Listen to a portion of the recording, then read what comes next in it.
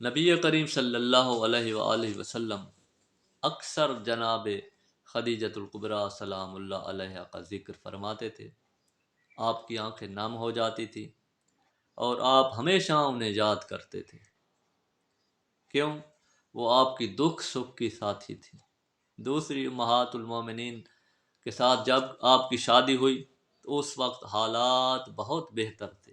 وہ مدینے کی زندگی تھی، اور مدنی زندگی میں نبی کریم اور دوسرے مسلمانوں کے لیے وہ مشکلات اور سختیاں نہیں تھیں جو مکی زندگی میں تھیں۔ مکی زندگی کے شیب ابی طالب کے 3 سال ہی آزمانے کے نہیں ہیں۔ کتنی بڑی تکلیف میں تھے شیب ابی طالب میں گھرے ہوئے لوگ۔ جناب خدیجۃ الکبریٰ جو ناز و نعم میں پلی ہوئی تھی، جو آسائشوں میں پلی ہوئی تھی، انہوں نے ان سالوں میں پاک پیغمبر کا پورا ساتھ دیا اور اپنی پوری دولت لٹا دی۔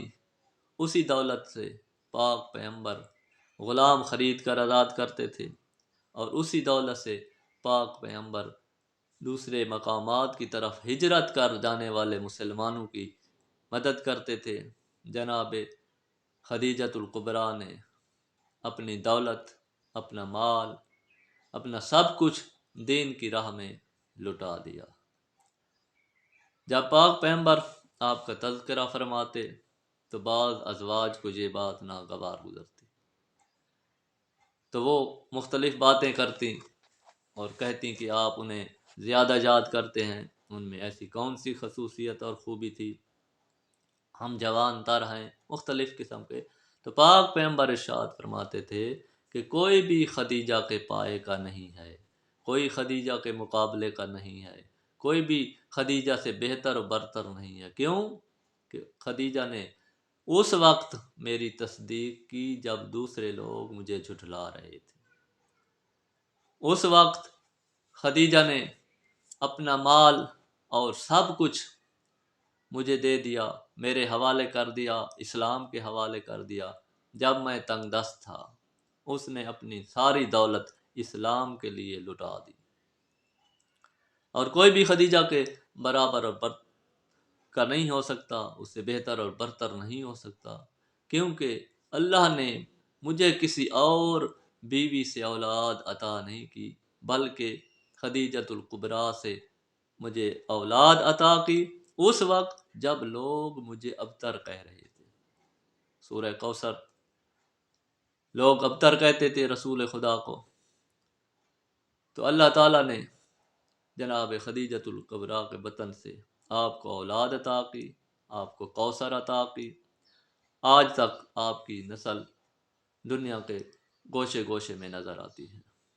اس لیے جناب خدیجۃ الکبریٰ کی جو قربانیاں ہیں، جو ایثار ہے اسلام کی راہ میں پیغمبر خدا کے ساتھ، تو وہ ہمیشہ یاد رکھنے کے قابل ہے۔ اگر جناب خدیجۃ الکبریٰ کا اسم مبارک، آپ کی قربانیاں اسلام کی تاریخ سے ہٹا دی جائیں تو اسلام کے پلے میں کچھ بھی نہیں بچتا۔ اس وقت جب ہر طرف سے مخالفین تھے، ہر طرف سے دشمن چاہتے تھے کہ اسلام کا گلا گھونٹ دیا جائے، ان مشکل حالات میں جناب خدیجۃ الکبریٰ نے اپنی دولت دی، اپنی زندگی دی، اپنا آسائش چھوڑ دیا، آرام چھوڑ دیا، اور اسلام اور پیغمبر اسلام کے لیے سب کچھ فدا کر دیا۔ آپ کی وفات کے سال کو، جناب ابو طالب علیہ السلام کی وفات کے سال کو، پاک پیغمبر نے عام الحزن کہا ہے، یعنی غم کا سال، کیونکہ پیغمبر کے 2 جانثار ساتھی، پاک پیغمبر کے 2 ہمدرد، پاک پیغمبر کے سب سے بڑے معاون اور مددگار جناب ابو طالب علیہ السلام اور جناب خدیجۃ الکبریٰ کی وفات اسی سال میں ہوئی۔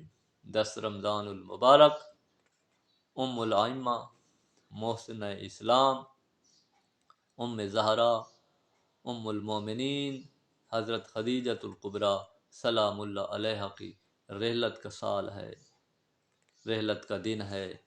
تو اس دن مومنین کو آپ کی یاد منانی چاہیے، اور آپ کے وہ انجام دیے ہوئے کارنامے اور آپ کی وہ قربانیاں جو آپ نے اسلام کی راہ میں دیں ان کو عام کرنا چاہیے، اور اپنی آنے والی نسلوں کو بتانا چاہیے کہ اصلی محسن اسلام اور دین اسلام کی دیے قربانیاں دینے والے کون ہیں۔ وہ جناب ابو طالب اور جناب خدیجۃ الکبریٰ سلام اللہ علیہ کی ذات ہے، جنہوں نے اپنا سب کچھ قربان کر کے اسلام کو زندہ باد کر دیا۔